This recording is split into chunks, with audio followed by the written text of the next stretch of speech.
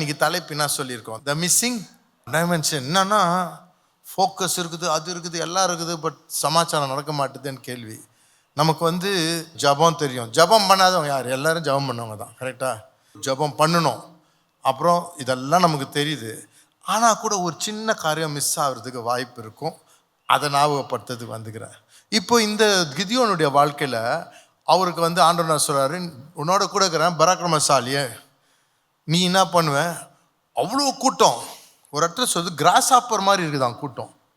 அந்த கூட்டத்தெல்லாம் நீ ஒரு ஆள் அடிக்கிற மாதிரி அடிச்சு சாத்திரோடா, நான் கூட இருக்கிறேன்றார். அப்படின்னா என்ன அர்த்தம்? நம்ம பாஷையில் எப்படி போடலாம் சொல்லுங்கள்? உங்களுக்கு ஹோம்ஒர்க் கொடுக்குறேன். ஆண்டவர் சொல்கிறாரு, அவ்வளோ ஏகப்பட்ட கூட்டத்தை ஒன்றியா ஒருத்தனை தட்டுற மாதிரி நீ தட்ட வச்சிருவேன்டான்றாரு. ஸோ அப்போ பாருங்க, அவ்வளோ பேர் அடிச்சு சாத்திடுவேன்னு சொல்கிறாரு. ஆனால் இவனுக்கு என்ன சொல்லுது? வண்டி என்ஜின் ஸ்டார்ட் ஆக மாட்டுது, தெம்பு வரல.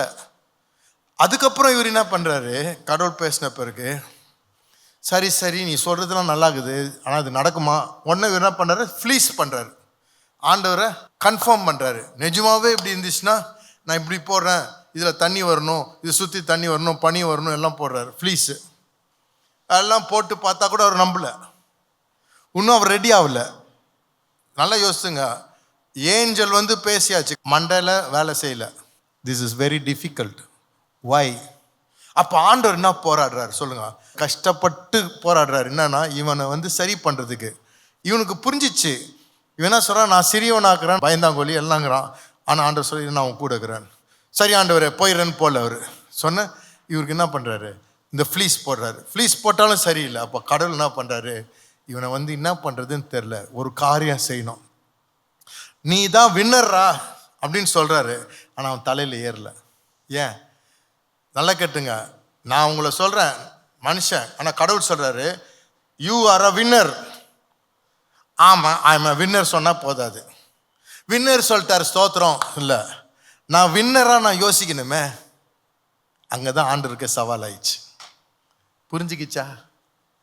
இவ்வளோ ப்ராமிசஸ் இருக்குயா, அந்த ப்ராமிசஸ் நான் நினைவுக்கு வரணுமே. வந்தால் தானே என்ஜின் ஸ்டார்ட் ஆகும். அதை வர வைக்கிறதுக்கு இவர் என்ன பண்ணுறாரு தெரியுமா? நியாயாதிபதிகள் 7:11 வாசிங்களேன் யாராச்சும். அங்கே என்ன பேசுகிறார்கள் என்று கேள், பின்பு சேனை இடத்திற்கு போக உன் கைகள் திடப்படும் என்றார். அப்படியே அவனும் அவன் வேலைக்காரனாகிய பூராவும் சேனையின் முன்னணியிலே ஜாமம் காக்கிறவர்களின் இடம் மட்டும் போனார்கள். இருங்க, அங்கே என்ன பேசுகிறார்கள் என்று கேளு, போய் கேளு, ஒட்டு கேளு, போ. ஒட்டு கேட்கறது போய் கேட்க போறான். கேட்டா பின்பு சேனை இடத்திற்கு போக உன் கைகள் திடப்படும் என்றார். அப்படியே அவனும் அவன் வேலைக்காரனாகிய பூராவும் சேனையின் முன்னணியிலே ஜாமம் காக்கிறவர்களின் இடம் மட்டும் போனார்கள். பார்த்துங்களா? இப்போ மேட்ரு என்னன்னா, இவ்வளோ தூரம் கதை பேசி கை ஸ்ட்ராங் ஆகலை, மைண்டு ஸ்ட்ராங் ஆகலை, ஆள் ஸ்ட்ராங் ஆகலை, பொம்மை மாதிரி தலையாட்டிட்டு இருக்கிறாரு, ஆனால் ஆக்ஷன் கிடையாது. இது எத்தனை பேருடைய வாழ்க்கையில், உங்கள் வாழ்க்கையில் தெரியாத சத்தியம் கிடையாதுங்க. நீங்களே பிரசங்க பிரசங்கம் பண்ண முடியும், ஆனால் அவ்வளோ சத்தியம் கேட்டுங்க. ஆனால் நடைமுறையில் நடக்கலையே. இத்தனை வருஷம் ஆச்சு, நான் அதை பண்ணியிருக்கேன், இதை பண்ணியிருக்கேன், ஆனால் என் வாழ்க்கையில் இது நடக்கலை. அதனால் நீங்கள் கெட்டவங்களோ நல்லவங்களோ பேச்சு இல்லை. அங்கே ஏதோ சின்ன ரிப்பேர் நடக்கணும், ஒரு சின்ன நட்டு தான் இல்லை டைட் ஆகணும். அதுதான் ஆண்டவர் என்ன பண்ணுறாரு? இந்த கிதியோனுக்கு என்ன பண்ணுறாரு? அவனுக்கு கொஞ்சம் ரிப்பேர் பண்ணுறாரு. தூதர் பேசிட்டாச்சு, சரியாயிடுச்சு, போகிறதுக்கு ரெடி ஆகுது. ஆனால் ஆள் கை ரெடி ஆகலை. இவன் கரத்தை ரெடி பண்ணுறதுக்கு என்ன சொல்கிறாருன்னா, நீ போய் அங்கே ஒரு கூடாரத்தில் போய் ஒட்டு கேட்குறான். அப்போ அங்கே என்னன்னா, ஒருத்தன் சொல்கிறான், எந்த கூடாரம் அது? நல்லா கேளுங்க, எதிரியுடைய கூடாரம். எதிரிங்க எப்படி உட்காந்துருக்கானுங்களாம், வெட்டுக்கிளி மாதிரி அவ்வளோ கச்ச கச்சன்னு இருக்கிறாங்க. இவன் என்ன தாவுறது? இவனே பயந்துட்டு இருக்கிறான். அப்போ ஆண்டவர் சொல்கிறாரு, நீ தனியாக போகிறதுக்கு உனக்கு பயம்னா உன் வேலைக்காரனை கூட்டிட்டு நீ போன்றாரு. ஸோ போகிறான். போய் உன் கையெல்லாம் பலன் ஆகிடுன்றார். எப்படி சார் பலன் ஆகிடும்? அங்கே போனோன்னா தைலம் வச்சுக்கிறாங்களா? புலி தைலம், யானை தைலம் தான், ஒரு டுமில் விட்ட தைலம் இல்லை. ஆண்டர் வச்சுக்கிற தைலம் வேறு தைலம். எப்படி பாருங்க, என்ன பியூட்டி. அங்கே போய் கேட்டால் அவன் சொல்கிறான், என்ன சொல்கிறான்? சொப்பனம், ஒரு பார்லி உருண்டு வருத்தான், இவங்க டென்ட்டை இடித்து எல்லாம் உடஞ்சி போதான். இது யாருன்னா கிதியோனுடைய சோடு. அப்படின்னு இவங்க எதிரிங்க வந்து இவனை பற்றி பேசுகிறாங்க. கிதியோன் கையில் நம்மளாம் மாட்டி சாக போகிறோம், கிதியோன் கடவுள் கூட இருக்கிறாரு, அவர் ஒருத்தர் வந்து மேட்ரை முடிச்சிடுவாருன்னு கேட்ட உடனே அவனுடைய குளோரோஃபார்ம்லாம் தெரிஞ்சிச்சு. இதுதான் நம்ம எக்ஸ்பிரஷன். அவன் எங்கேயோ மர்மமாகறாங்க, அவனுக்கு டக்குன்னு தெரிஞ்சிச்சு. ஏன்? அவன் தலைவுல சினிமா வந்துச்சு. அவன் தலைவுல என்ன வந்துச்சு? சினிமா வந்துச்சு. அப்படியே உருண்டு வருது, கிடு கிடு கிடு கிடு கிடு கிடு கிடு கிடுன்னு ஒரு டங்கு இடிச்சோன்னு ஊந்துச்சு. இதுதான் கிடியன். ஒன்று நம்ம தான்டா டேய் நம்மளை பற்றி பேசுகிறாருன்னு இப்போ கற்பனையில் அவருக்கு என்ன வந்துச்சு? தான் தான் வின் பண்ணிடுவேன்னு தைரியம் வந்துச்சு. இந்த ரகசியம்தான் நமக்கும். இமேஜினேஷன். ஆதியாகமம் 11:6 எழுதியிருக்குது பாருங்க. அங்கே இதோ இந்த ஜனங்கள் ஒரு கூட்டமாக இருக்கிறார்கள் சொல்லிட்டு அவங்க மைண்டெல்லாம் ஒன்றாயிட்டு இவங்க தடை செய்ய முடியாது, இவங்க என்னத்தையா பண்ணிடுவானுங்கன்னு ஆயிடுச்சு. அதுக்கப்புறம் 1 நாளாகமம் 28:9 வாசிங்களேன், சூப்பராக இருக்கும். என் குமாரனாகிய சாலமோனே, நீ உன் பிதாவின் தேவனை அறிந்து அவரை உத்தம இருதயத்தோடும் உற்சாக மனதோடும் சேவி. கர்த்தர் எல்லா இருதயங்களையும் ஆராய்ந்து, இதோ பாருங்க, கர்த்தர் எல்லா இருதயத்தையும் ஆராய்ந்து நினைவுகளின் தோற்றங்களை எல்லாம் அறிகிறார். என்னத்த அறிகிறாரு? நினைவுகளின் தோற்றங்களை எல்லாம் அறிகிறார். சிஸ்டர் என்ன எழுதிக்குது? அப்புறம் ஆங்கிலத்தில் அண்டர்ஸ்டாண்டத் ஆல் இமேஜினேஷன்ஸ் ஆஃப் தாட்ஸ். இதை அறிந்து நீ ஜெபம் பண்ணாட்டா கூட உனக்கு பதில் கொடுக்குற தேவன் என் வாழ்க்கையில் நான் கண்டுபிடிச்சிட்டேன். இந்த சப்ஜெக்டை வேற சப்ஜெக்டை குதிக்கிறேன். இதை எடுத்துக்கிட்டு உன்னுடைய யோசனைய இமேஜினேஷன்ஸ் எல்லாம் நான் பார்க்குறேன்றார். இன்னைக்கு நம்ம வாழ்க்கையில் உன் இமேஜினேஷனில் நீ வின் பண்ணிடுவேன்ற பிக்சரை கொண்டு வரதுக்கு போராடுறாரு ஆண்டவர். ஆனால் இந்த இமேஜினேஷன் எவ்வளோ ஒரு சுத்தமான ஒரு இடம் தெரியுமா? தெய்வீகமான இடம். ஏன் தெரியுமா? The imagination is the gateway to the secret place of God. திருப்பி சொல்லிட்டா, 91 சங்கீதம் 1 ரகசியமான இடம், அதுக்கு போகிற வாசலே அந்த கற்பனை மூலம் தான் போகுது. It's a gateway to the secret place.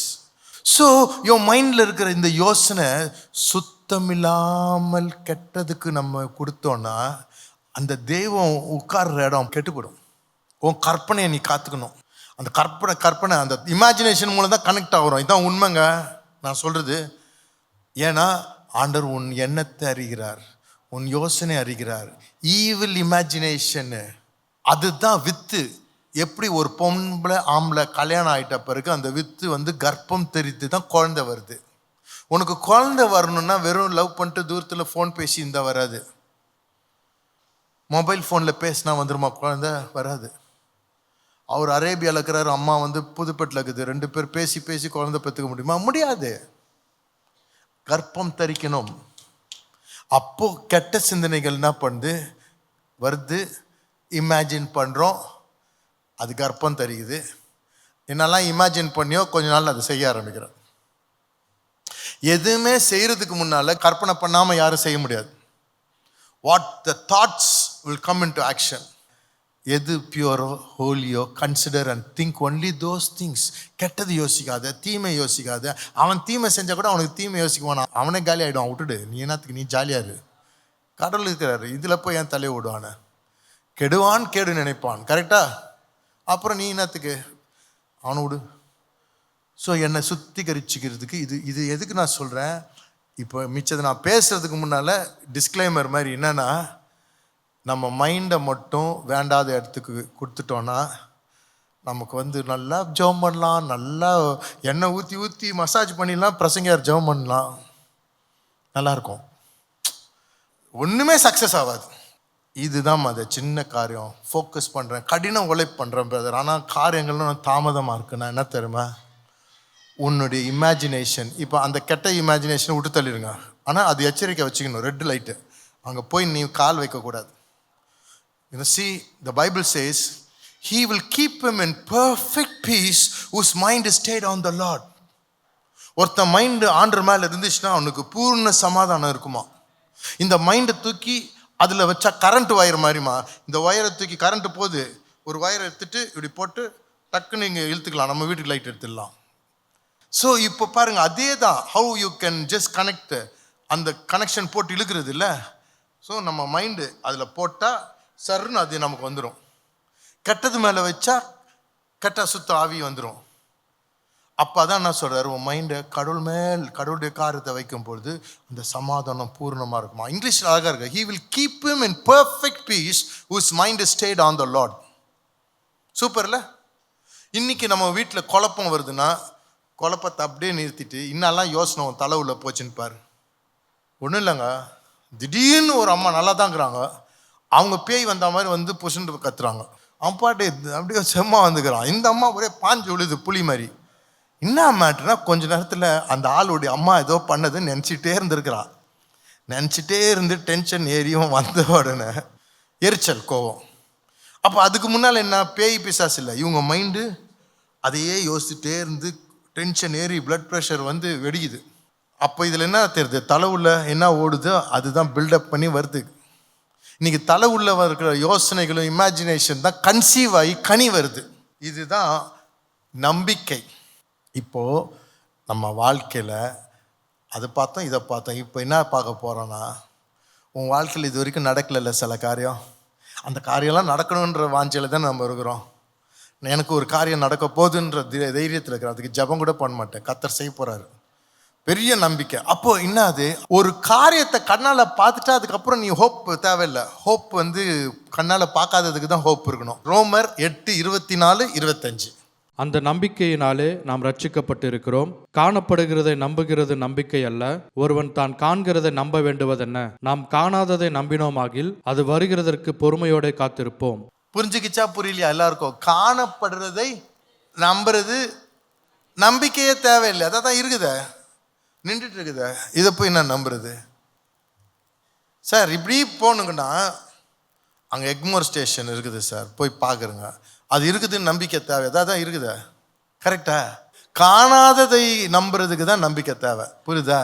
இப்போ என்னன்னா, உங்களுக்கு கார் இன்னும் வரல சார், நீங்கள் இன்னும் மோட்டர் பைக்கில் தான் வந்துக்கிறீங்க மீட்டிங்க்கு, உங்கள் கார் ஆனால் வரப்போகுது, இப்போ வரல, வீட்டில் போனால் பைக்கு தான் இது, பக்கத்து வீட்டு இருக்கிறவங்க கார் எடுத்துகிட்டு ஓட்ட முடியாது நம்ம, புரியுதா?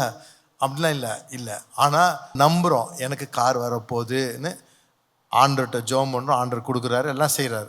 ஸோ இன்னைக்கு ஒரு சுகத்துக்கு நம்புகிறோம், ஒரு பணத்துக்கு நம்புகிறோம், பிள்ளைகளுடைய வாழ்க்கையில் ஒரு காரியத்துக்காக நம்புகிறோம். ஆனால் இன்னைக்கு கண்ணில் பார்த்தா அது இல்லை, ஆனால் இல்லாத இருக்கிறது போல பார்க்கறது தான் நம்பிக்கை. அந்த ஹோப்பில் அந்த பாசிட்டிவாக யோசிக்கிறது தான் இமேஜினேஷனில் ஹோப்பு. ஹோப்புன்றது என்னது? ஃபெய்த் வேற. ஃபெய்த் மட்டும் இருந்தால் பத்தாது, ஃபெய்த்தை கனெக்ட் ஆகிறது ஹோப்பு. அந்த ஹோப் ஒரு எதிர்பார்ப்பு, அப்படி நடக்குதுன்னு இல்லை, ஆனால் இருக்கிறதை பார்க்கறது. நீ என்ன வேணுமோ அதை உள்ளே பார்க்கறது. சொல்லுங்க, உள்ளே பார்க்கணும். இதுதான் கிதியோனுக்கு பண்ண முடியாமல் திணறிட்டு இருக்கிறார். அவருக்கு ரிப்பேர் பண்ணவொன்னு ஜவான் மாதிரி ஆயிட்டார். நல்லா கேளுங்க, ஆண்டோடைய ப்ராமிசஸை எடுத்து தலையில் வந்து படத்தை வரைகிறதுக்கு அதுக்கு அனுமதி கொடுக்கணும். எப்படி நல்லா இருக்கா? என்னுடைய தமிழில் எக்ஸ்பிளைன் பண்ணுறேன், இது பயங்கரமானது. என்னது? You must give room for God's word to be painted. கடவுளுடைய வார்த்தை வந்து என்ன பண்ணும், உள்ள படம் வரையணும், நமக்கு ஒரு கார் வரணும்.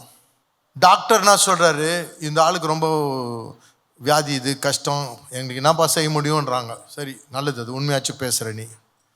ஆனால் நம்ம என்ன சொல்கிறோம், I will not tie and declare the works, நான் சாக மாட்டேன், நான் கடவுளுக்காக நான் வாழ்வேன்ற வசனத்தை சொல்கிறோம். அப்போ சொல்ல மட்டும் பத்தாது, அங்கே தான் பாயிண்ட்டு. இப்போ நீ சுகமான மாதிரி கற்பனை பண்ணணும். இதுக்கு தான் meditation. If you meditate on God day and நைட்ன்றார். அதுதான் அந்த கற்பனையில் இரவும் பகலும் மெடிடேட். நீங்கள் சொல்லாமலே நீங்கள் மெடிடேட் பண்ணுறீங்க, உங்கள் வரியெல்லாம் நத்திங் பட்டு மெடிடேஷன் தான், தெரியுமா? அதுக்குன்னு போய் மரத்தடியில் போய் காலை முறுக்கிட்டு உட்காந்துட்டு மெடிடேஷன் அது கிடையாது. நீ சும்மானா பயப்படுறல, எல்லாமே மெடிடேஷன் தான், மைண்டில் கற்பனை. ஐயோ இவர் எங்கள் ஹஸ்பண்டு கத்த போகிறாரு, இன்னைக்கு இதாகிடுச்சு, பாலை கொட்டிட்டோம், ஏதோ உடச்சிட்டோம், இன்னைக்கு வந்தவனும் ஏதோ கத்த போகிறாருன்னு மைண்டில் பெரிய படம் போட்டாச்சு. ஓ, ஒரே வந்து என்னது மண்டையில் இமேஜினேஷன் நெகட்டிவ். ஆனால் நம்ம ஆண்டு என்ன சொல்றாரு, பாசிட்டிவ் இமேஜினேஷன் தான் hope. We must take the promise of prosperity. நல்லா கேளுங்க, உங்கள் வாழ்க்கையில் இன்னைக்கு பண கஷ்டம் இருக்குதுன்னா அந்த பண கஷ்டத்துக்கு ஆண்டவர் கொடுக்குற வாக்கு தத்தத்தை எடுத்து அதை தியானம் பண்ணும். இன்னைக்கு நான் சொல்கிற பாயிண்ட்டு உங்களுக்கு லைஃபுக்கு இம்பார்ட்டண்ட்டானது. காலையிலே நம்ம தியானம் பண்ணுறோன்னா என்ன அர்த்தம் சொல்லுங்கள்? இந்த தியானத்தை நிறையா கிறிஸ்டியன் செய்கிறதில்ல. என்ன தியானம் பண்ணுறீங்கன்னா, உங்கள் பிள்ளை குறித்த வசனம், ஹஸ்பண்டு குறித்து, பணத்தை குறித்து ஆண்டவர் சொல்கிற காரியம், கர்த்தர் எனக்காக யாவையும் செய்வார். நம்புறீங்களா? கர்த்தர் பின்னணியில் எனக்காக வேலை செய்து கொண்டிருக்கிறார். கர்த்தர் உறங்குவதில்லை, தூங்குவதில்லை. 91வது சங்கீதம் என்ன சொல்லுது? அவருடைய சட்டையின் கீழே இருக்கிற. இதெல்லாம் நம்ம மைண்டில் படம் வரணும். என்னங்க மைண்டில் படம் வருதா? கொஞ்சம் டைம் எடுத்து உட்காந்து பண்ண போல் என்ன ஆகுது? அந்த அமைதி, அந்த பாதுகாப்பு உள்ளே வந்து உங்கள் இருதயத்துக்குள்ளே வந்து ஒரு கரையாக மாறுது. என்னன்னா தைரியம் வருது, பயம் போயிடுது. தப்பான கற்பனை நிமித்தம் பயம் வருது. ஆஸ்பத்திரிக்கு போனால் பயம் வரும். ஆஸ்பத்திரியில் இருக்கிற சொந்தக்காரை பார்த்தவொன்னு நம்மளும் இப்படி தான் ஆகிடுவோம் போலன்னு கற்பனையே வரோம். நான் படமாகவே பார்க்குறோம். இது எவ்வளோ கஷ்டம் தெரியுமா? வீட்டில் சில சமயம் கஷ்டப்படுறவங்கள பார்த்தா நம்ம கூட இந்த மாதிரி தான் ஆகிடுவோம் போல், கொஞ்ச நாளில் இன்னும் ஒரு 20 வருஷம் 30 வருஷம் தான் நமக்கு எதியான்ற அளவுக்கு கற்பனையை டில்ட் பண்ணிடும் ஜனங்க. இவங்க ப்ரிப்பேர் ஆகிடுவாங்க, இவங்களுக்கும் அதே மாதிரி வந்துடும் சிம்டமு. ஆனால் இந்த போராட்டம் என்னன்னா, நீங்கள் வந்து கத்திக்கிட்டு இருக்க முடியாது. இந்த கெட்ட யோசனை போட்டுன்னு கத்தினால போகாது, ரெபியூக் பண்ணால் போகாது. It has to be superimpose, replaced. என்னது ரீப்ளேஸ்ட்? எதை ரீப்ளேஸ் பண்ணோன்னா, ஆபிரஹாமுக்கு குழந்தைய பிறக்காம வருத்தத்தோடு உட்காந்துருக்கிறாரு. அப்போ அந்த அந்த கூடாரத்துலேருந்து வெளியே வாடான்றாரு. வந்து நீ இது பாரு, எதை பாரு? ஸ்டார்ஸை பாருன்றாரு. அப்போ கூடாரம் என்ன பண்ணுதா? ஸ்டாரை பார்க்கறதுக்கு தடையாக இருக்குது. இன்னைக்கு உங்கள் வாழ்க்கையில், உங்கள் குடும்பத்தில் வந்து ஒரு ஒரு பிரச்சனையான குடும்பமாக இருக்கலாம். உங்கள் பிள்ளைகளுக்கு வந்து தாய் தப்பன் சண்டை போடுற மாதிரி இருக்கலாம். இல்லை உங்கள் குடும்பத்தில் வியாதி இருந்துக்கிட்டே இருக்கலாம், பண கஷ்டம் இருந்துகிட்டே இருக்கலாம். இப்போ இந்த மாதிரி காரியங்கள்லாம் கூடாரம் மாதிரி கடவுள் செய்கிற நல்ல காரியத்தை பார்க்க விடாமல் தடை பண்ணுது. அதனால் அதை விட்டு வெளியே வாடா, அதை பார்க்காதடா. வெளியே வந்து ஆண்டவர் சொல்கிறார், இப்போ பாரு, உன் கற்பனை மாறட்டும்.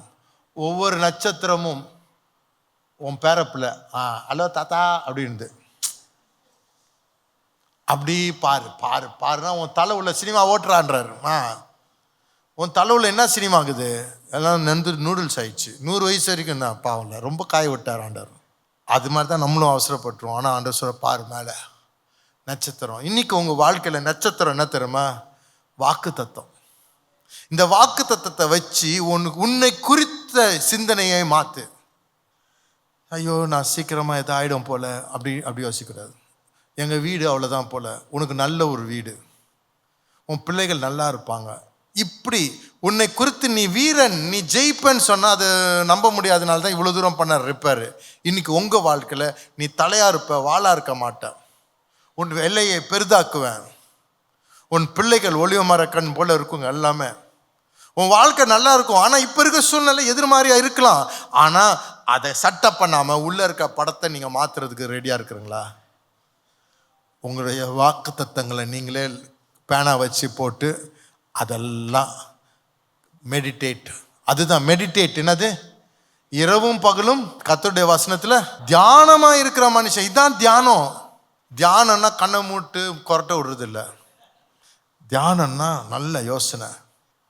அந்த வாக்கு தத்தத்தை எடுத்துக்கணும். எடுத்து அதை தலையில் வச்சுட்டு நம்ம ஆண்டவரை ஸ்தோத்திரிச்சுட்டு அந்த ரகசியமான இடத்துக்கு போயிட்டு, தேங்க்யூ லார்ட், தேங்க்யூ ஆண்டவரே, திரும்பவும் வாலிபம் வரப்போகுது சொல்லிட்டீர் ஆண்டவரே, நான் வயசாக மாட்டேன், நான் எந்த வயசானாலும் நான் ஸ்ட்ராங்காக இருப்பேன். ஏன்னா ஜீவன் இருக்குது, நீர் ஜீவன். அந்த நாட்சியில் சுவாசத்து பண்ணவொன்னு ஜீவ ஆத்மாவை மாறினா அந்த ஜீவன் என்னுடைய ஒவ்வொரு அணுக்கும் ஆண்டவரே, இயேசு செத்துப்போன உடலை உயிரோடு எழுப்பின அந்த ஆவி எனக்குள் வாசம் செய்வதனால் சாவுக்கு எதுவான சரீரத்தில் உங்களுடைய ஜீவன் பாய்ந்து ஆண்டவரே பலன் வந்துட்டு ஸ்ட்ராங்காக இருக்கிறான் ஆண்டவரே. Thank you Lord.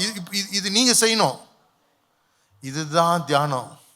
இன்னைக்கு இதோடு நான் முடிக்கிறேன். உங்களுடைய வாழ்க்கையில் சரீரத்தில் பணம் வருத்தப்படாதுங்க. உன் வாழ்க்கையில் ஆண்டவர் அற்புதத்தை செய்வார். வாக்கு தத்தம் கொடுத்துட்டார், நம்புறது. இப்போ அடுத்தது த மிஸ்ஸிங் டைமென்ஷன். அது மெடிடேஷன். என்னது? மெடிடேஷன். ஸோ இதை கற்றுக்கலாம், இதை செய்வோம். கர்த்தர் பெரிய காரியம் செய்வார். ஒரு ஜெபம் பண்ணிட்டா உங்களுக்கு, அப்பா எல்லா வேலை மத்தியில் வந்திருக்கிற உங்கள் பிள்ளைகளை நீர் அங்கீகரிங்கப்பா, நீர் ஆசீர்வதிங்கப்பா. அப்பா இன்னைக்கு நம்முடைய வசனத்தை நாங்கள் ருசிச்சுட்டு இது ஒன்றும் ஒரு பெருசாக பேசி யாரையும் மயக்கிறதுக்கு இல்லை, எங்களை போல எங்களுக்கும் சவால் இருக்குது. இந்த பிள்ளைகள் சவால்கள் போராட்டங்கள் மத்தியில், கண்ணீரின் பாத பிரச்சனைகள், சொல்ல முடியாத காரியத்தின் மத்தியில் இவர்களுக்கு ஒரு தைரியம் கொடுக்கறதுக்கு இந்த மீட்டிங்கை நீர் ஆசீர்வதிங்கப்பா. ஒவ்வொருத்தரையும் தைரியப்படுத்துங்க. ஒரு கிதியோனை போல எல்லாரையும் எழுப்புங்க ஆண்டவரே. இங்கே வந்த ஒவ்வொருடைய வாழ்க்கையிலும் சுகத்துக்கு நாங்கள் ஜெபம் பண்ணுறது ரைட்டு, எல்லார்ட்டையும் ஓடி போகிறது ரைட்டு, ஆனால் நான் சுகமானேன், பலவீனன் பலவான் என்று சொல்லட்டும் ஆண்டவரே. நான் நல்லா இருக்கிறேன்னு சொல்லட்டும் ஆண்டவரே. let the weak say I am strong, let the poor say I am rich because of what the Lord has done. So எங்கள் மைண்டை ரெனியூ புதுப்பிங்க எங்கள் மைண்டை. தோல்வி மனப்பான்மை இல்லாதபடி, எதிர்மாறி மனப்பான்மை இல்லாதபடிக்கு ஆண்டவர் வெற்றி மனப்பான்மை, கிறிஸ்துவுக்குள் வெற்றி சிறக்க செய்திட்டீர் ஆண்டவரே.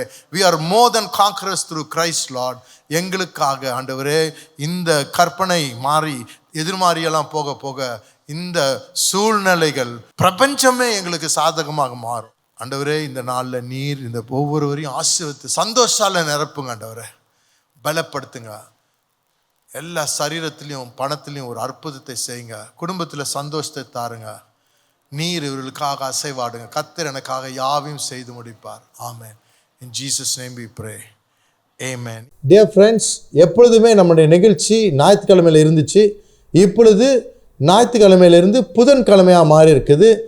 அதே 10:30 மணி நைட்டுக்கு நம்ம நிகழ்ச்சி வரும், பாருங்கள். அது மட்டும் இல்லை, நம்முடைய யூடியூப்பில் போய் Isaac Joe MNM Isaac Joe TV ministries இதை டைப் பண்ணிங்கன்னா நம்முடைய தமிழ் செய்திகளையும் நீங்கள் பார்க்கலாம். நீங்கள் அதில் போய் நீங்கள் சப்ஸ்கிரைப் பட்டன் அமுக்கி அதில் இருக்கிற பெல் பட்டனையும் அமுக்குனிங்கன்னா நம்ம ரிலீஸ் பண்ணுற ஒவ்வொன்றும் தவறாமல் உங்களுக்கு முதல்ல அறிவிக்கப்படும்.